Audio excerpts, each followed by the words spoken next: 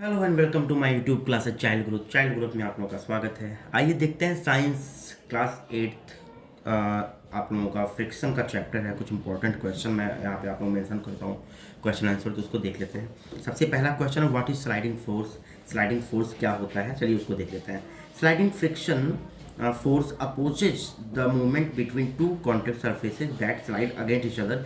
यानी sliding force क्या होता है कि जब कोई भी वस्तु ढलान से, किसी भी ढलान से अगर नीचे की तरफ आता हो, ठीक है, स्लाइड करता हो, तो जिसके संपर्क में वो आएगा तो दोनों अपोजिट संपर्क में आएंगे। एक नीचे की तरफ जाएगा तो एक ऊपर की तरफ जाएगा, ठीक है। तो जब दोनों आपस में रगड़ खाते हैं, रब करते हैं, तो उसी में स्लाइडिंग फ्रिक्शन यानी स्लाइडिंग फोर्स का निर्माण होता है, ठीक है। Second question what is the direction of frictional force. Frictional force का क्या डायरेक्शन होता है, तो force of friction always acts opposite to the direction. यानी कोई भी अगर फ्रिक्शन होगा तो वो कहीं ना कहीं दो वस्तुओं के अपोजिट में ही होगा। समझ में आ रहा है कि कोई वस्तु अगर मान लीजिए राइट की तरफ जा रही है तो दूसरी लेफ्ट की तरफ जाएगी तो ही फ्रिक्शन हो सकता है। समझ में आ रहा है ना। तो अपोजिट साइड में होता है। अब आप कहेंगे सर हम सड़क पे चलते हैं, तो जब आप रोड पे साइकिल चलाते हो ना, तो आप आगे की तरफ जाते हो तो रोड पीछे की तरफ जाता है ना, पीछे छूटता चला जाता है ना, तभी तो आगे आप बढ़ते हैं। फ्रिक्शन के कारण ही तो आपका मूवमेंट होता है। अगर फ्रिक्शन ना हो तो मूवमेंट आपका कहाँ रहेगा। समझ में आ रहा है ना। तो force of friction always act opposite to the direction of applied force. अगर कहीं से आप अप्लाइड फोर्स अप्लाई कर रहे हो तो जब भी फ्रिक्शन होगा वो हमेशा अपोजिट डायरेक्शन में ही होगा। क्लियर है। चलिए देखते हैं question number 3 what do you mean by drag. Drag से आप क्या समझते हो।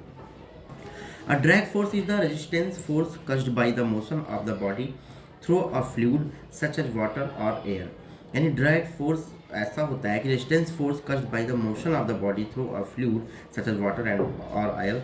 यानी पानी और एयर, ठीक है ना, इसकी मदद से, इन लिक्विड की मदद से या कोई लिक्विड की मदद से जब किसी भी वस्तु में कोई मोशन होता है, ठीक है, तो उसी को ड्रैग कहते हैं। समझ में आ गया। तो देखते हैं question number 4 what is meant by lubrication. Lubrication से आप क्या समझते हो। चलिए देखते हैं इसका आंसर।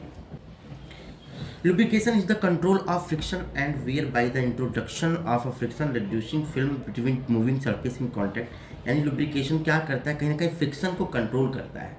कभी कभी कोई वस्तु होता है ना जिसमें फ्रिक्शन की कम रिक्वायरमेंट होती है, जैसे अभी फैन मूव कर रहा है, इसमें फ्रिक्शन की कम रिक्वायरमेंट है। अगर ज़्यादा फ्रिक्शन होगा तो ये इसके लिए नुकसान है ना। तो अगर मान लो कोई स्लाइडिंग बैग आप लेके जा रहे हो, ठीक है ना, कोई बैग लेके जा रहे हो, उसमें भी कम फ्रिक्शन चाहिए। ज़्यादा फ्रिक्शन होगा तो बैग फटने का चांस है। तो कुछ वस्तुओं में क्या होता है कि फ्रिक्शन की रिक्वायरमेंट कम होती है, तो लुब्रिकेशन क्या करता है, उसी फ्रिक्शन को कंट्रोल करता है, ठीक है ना। किसके द्वारा, वहाँ पे क्या करता है, लुब्रिकेशन जब लगेगा तो फ्रिक्शन कम होगा और धीरे धीरे क्या होता है कि सरफेस के कॉन्टेक्ट में जब आता है कोई वस्तु, अगर वहाँ पे लुब्रिकेशन का प्रयोग किया जाता है तो उसमें जो फ्रिक्शन होता है वो बहुत कम मात्रा में होता है। क्वेश्चन नंबर 5 देख लेते हैं। Name 2 common fluids. 2 common fluid का नाम पूछा है, तो मैंने वाटर, ऑयल, एयर मैंने 3 लिख दिया, तो वाटर, ऑयल आप 2 याद कर लेंगे तब भी चलेगा, ठीक है। Question number 6 how can you minimise friction between two surfaces. Mention these ways. यानी आप कैसे फ्रिक्शन को मिनिमाइज कर सकते हो, कम कर सकते हो। मेंशन 3 वेज, 3 तरीके यहाँ बताइए। तो चलिए friction can be reduced by lubricating, पहला हो गया the surface. Use of ball bearing, दूसरा हो गया।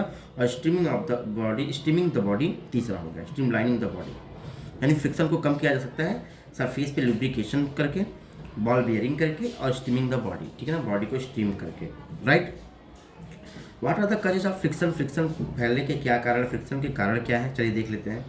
Friction is cause due to irregularities on the, ध्यान रखिएगा ये इरेगुलर और ये ITIE है, दोनों साथ में रहेंगे।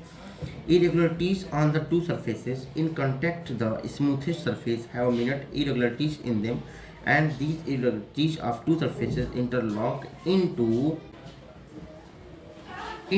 each other and create friction। यानी कह रहा है कहीं ना कहीं फ्रिक्शन क्या होता है कि जब दो वस्तुएं आपस में संपर्क में आती हैं जिनमें कोई रब होता है, उनमें घर्षण उत्पन्न होता है, तो उसी को हम फ्रिक्शन कहते हैं। Describe the various kinds of friction. विभिन्न प्रकार के फ्रिक्शन को डिस्क्राइब कर दीजिए। चलिए देख लेते हैं। There are 4 types of friction. 4 प्रकार के फ्रिक्शन पाए जाते हैं। Static friction, sliding friction, rolling friction, fluid friction, ठीक है ना। 4 फ्रिक्शन मैंने बता दिया यहाँ पे। अब static, sliding and rolling friction ये कब होता है, बिटवीन सॉलिड सरफेस। जब ये सॉलिड सरफेस के कॉन्टैक्ट में आते हैं तो स्टैटिक भी होगा, स्लाइडिंग भी होगा, रोलिंग भी होगा, तीनों होगा। Static friction is strongest followed by sliding friction. यानी स्टैटिक फ्रिक्शन जो होता है वो स्लाइडिंग फ्रिक्शन से मजबूत माना जाता है, स्ट्रांग होता है। और जो स्लाइडिंग फ्रिक्शन होता है वो रोलिंग फ्रिक्शन से स्ट्रांग माना जाता है। विच इज़ वीकेस्ट, और जो सबसे कमज़ोर होता है वो है फ्लूइड फ्रिक्शन। समझ में आ गया? चलिए देखते हैं question number 9। What is the difference between static friction and sliding friction? Static friction और स्लाइडिंग फ्रिक्शन के बीच में क्या डिफरेंसेज होता है, चलिए देख लेते हैं उसको। Static friction, the maximum force exerted by a surface on a body, यानी कोई भी फोर्स, ज़्यादा बल, ठीक है ना, जो किसी भी सरफेस के द्वारा उत्पन्न होता है on a body so long as it remains stationary is called the force of static friction.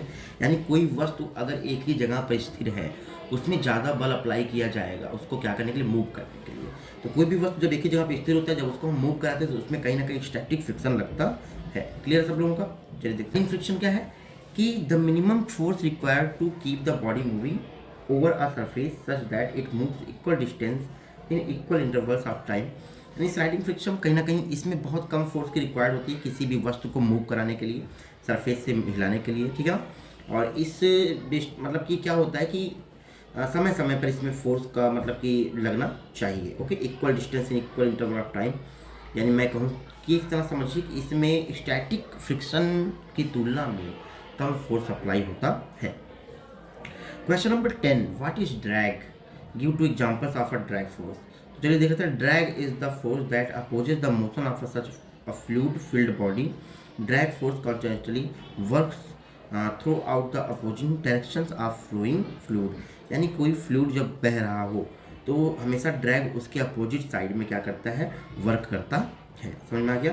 और ड्रैग क्या है? एक तरह का फोर्स है जो किसी भी motion of such a fluid filled body, यानी कोई भी फ्लूइड से अगर कोई बॉडी भरी हुई है, ठीक है ना, कोई भी सामान अगर है जो फ्लूइड में भरा हुआ है और उसको क्या है, मोशन करना है, तो वो अपोजिट साइड में जब मोशन करेगा तो वही आपका ड्रैग कहलाएगा। एग्जाम्पल क्या है?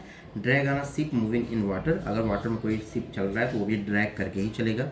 और drag on a plane moving in the air, और जब एयर में कोई प्लेन चलता है तो वो भी ड्रैग करके चलता है। समझ में आ गया? तो ये था आप लोगों का कुछ इंपॉर्टेंट क्वेश्चन आंसर चैप्टर आप लोगों का था फ्रिक्शन का। ठीक है, चलिए मिलते हैं नेक्स्ट वीडियो में कुछ और क्वेश्चन आंसर के साथ। तब तक के लिए बाय बाय स्टूडेंट।